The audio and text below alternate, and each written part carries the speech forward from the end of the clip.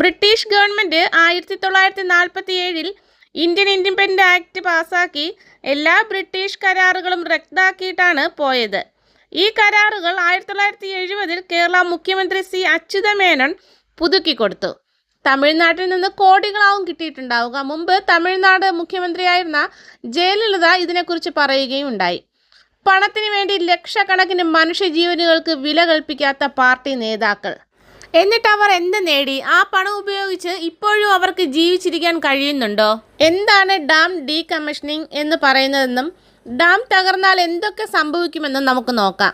1887 നിർമ്മാണം ആരംഭിച്ച് 1895 പണി പൂർത്തിയാക്കിയ മുല്ലപ്പെരിയാർ അണക്കെട്ട് മലയാളികളുടെ മനസ്സിലെ ഭീതി സ്വപ്നമായി മാറിയിട്ട് നാളുകളേറെയായി.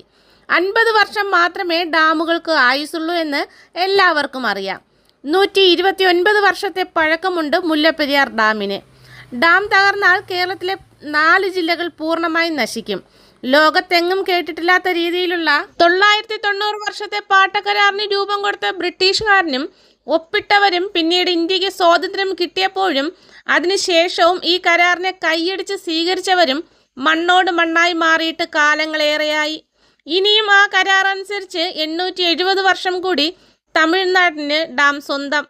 എത്രയും പെട്ടെന്ന് ഡീകമ്മീഷൻ ചെയ്തില്ലെങ്കിൽ ലക്ഷക്കണക്കിന് ആളുകളുടെ ജീവൻ എടുക്കും ഈ ഡാമെന്ന് കേരള ജനത ആശങ്കയിലാണ്. ഈ ജലബോംബിൽ നിന്നും ജനങ്ങളെ രക്ഷിക്കാൻ കുറച്ച് വർഷങ്ങളായി മനുഷ്യസ്നേഹികൾ ഡീകമ്മീഷൻ ചെയ്യാനായി സർക്കാരിനോട് അലമുറയിടുകയാണ്. എത്രയും പെട്ടെന്ന് ശാസ്ത്രീയമായ ഡീകമ്മീഷൻ വന്നില്ലെങ്കിൽ നാം ഭയക്കുന്ന ആൾനാശം മുതൽ ഗുരുതരമായ പരിസ്ഥിതി പ്രശ്നം വരെ സംഭവിക്കാം. ലോകത്തിൽ തന്നെ ഏറ്റവും ഉയരം കൂടിയതും ഭൂഗുരുത്വ അണക്കെട്ടുകളിൽ ഏറ്റവും പഴക്കം ചെന്നതുമാണ് ഈ ഡാം.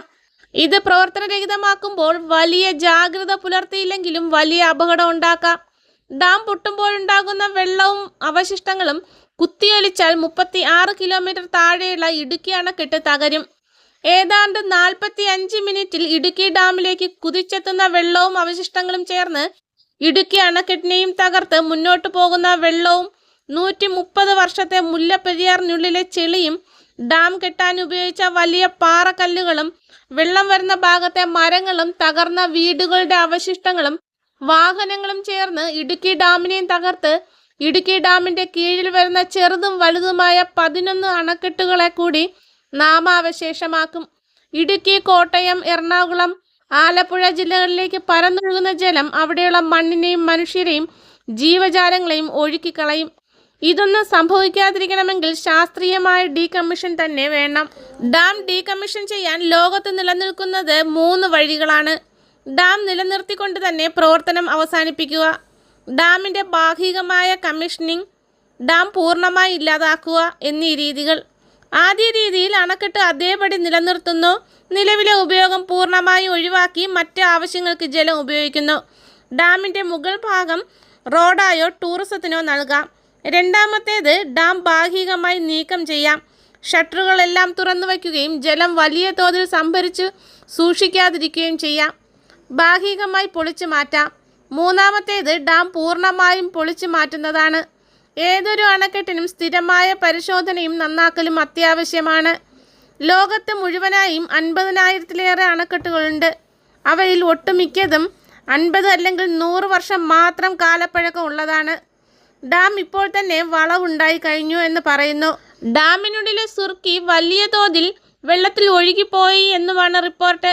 ഡാമിലെ വെള്ളവും 130 വർഷത്തെ ചെളിയും മറ്റ് കെട്ടിടാവശിഷ്ടങ്ങളും വാഹനങ്ങളും വലിയ പാറക്കല്ലുകളും ഒരുമിച്ച് കടലിലെത്തുമ്പോൾ കടൽ സുനാമിയായി തിരികെ വന്നേക്കാം. നമുക്ക് ഒന്നും സംഭവിക്കില്ല എന്ന് വിചാരിച്ച് ആശ്വസിച്ചിരിക്കുന്ന ജില്ലകളിലേക്കാവും സുനാമി എത്തുക. പ്രകൃതി തരുന്ന മുന്നറിയിപ്പുകൾ അവഗണിക്കാതിരിക്കുക.